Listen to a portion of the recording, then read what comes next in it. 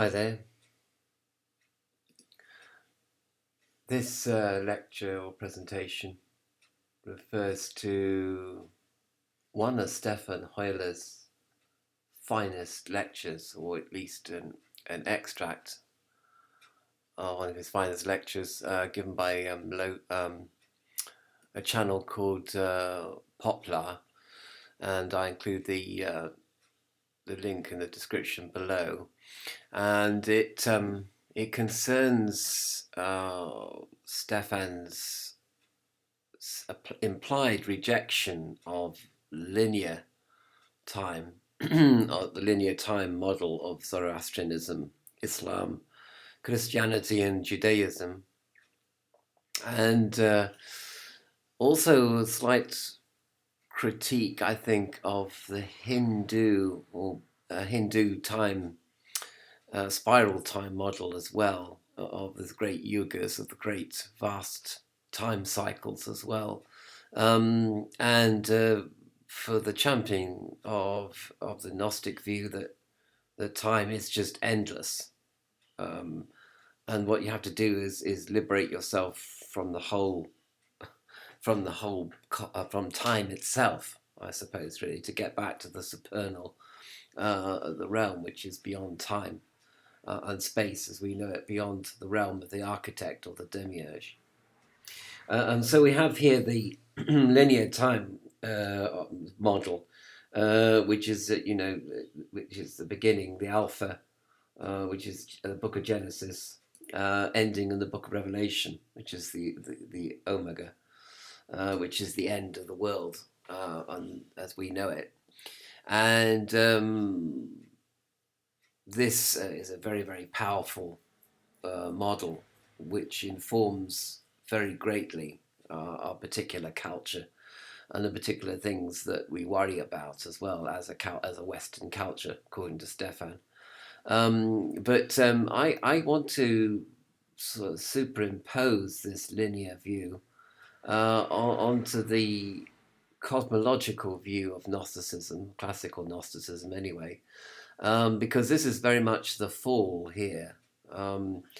So, as well as the cosmos being created, the soul falls into the created cosmos, according to this. So that's a kind of a linear model. But at the same time, this linear model also follows a sort of evolutionary spiral path as well, until eventually you get to this situation where, in fact, it's just a circle that is left, and this circle is the circle that is the realm of the demiurge, in which energy just goes from one form to the next form, according to the second law of thermodynamics, which states that energy is not created or destroyed, but merely changes its form. So nothing actually new ever happens. It just seems like it's new. That's kind of the mirage. That's kind of the illusion that we have. And everything is just following a path round and round and round. Maybe it used to be spiral, and maybe it used to be linear, but now all we have at the end of this process it is basically the hamster's wheel going round and round with the hamster, that is us, on it. And the path to liberation is, of course, to go to the axle, go to the center of the circle, which is not moving. And this is when energy becomes formless, because there's no more form attached to energy. And pure energy, pure consciousness, pure bliss, sits Satananda, is then part of what creates the conditions for final mind liberation, which then takes you back to this supernal, which is beyond time and space, if this beyond, in fact, the tree of life itself, in the Ein Sof Her. But the point is that it's kind of a linear path. The fall is linear, and the creation is fall. The creation of the cosmos is linear, and then it becomes spiral, and then finally it just becomes circular. And it's the circular bit that we're aware of now, even though we worry about the end of time and the end of creation. In fact, by the time you get to this point, it's no longer going to end. It's just going to go round and round and round and round on the merry-go-round, and we're on it. And we can only escape through prayer, meditation, through certain processes, mental processes, and also through the action of the Holy Spirit primarily. And the action of the Holy Spirit will then take us away from this form and energy to formless energy, and from there to complete liberation. And so we go back up from the demiurge realm to the supernal realm.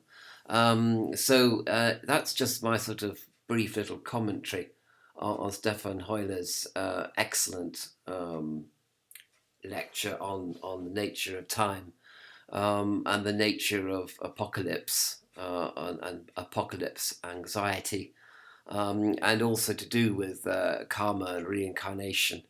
Because, of course, the other point is that this is the sort of sphere of karma which is being formed in a cyclical way. And now we're kind of left with this cycle of pure karma.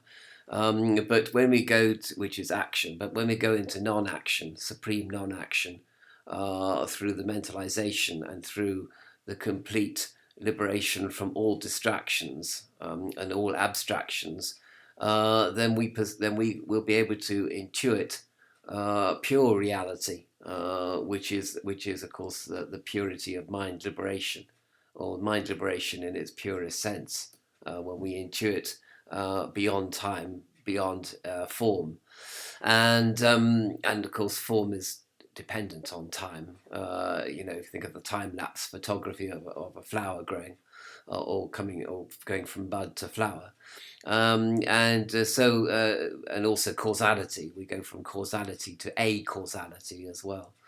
So this is my brief little summary of his brilliant lecture, and one of the greatest lectures that Stefan's ever given, I think, really.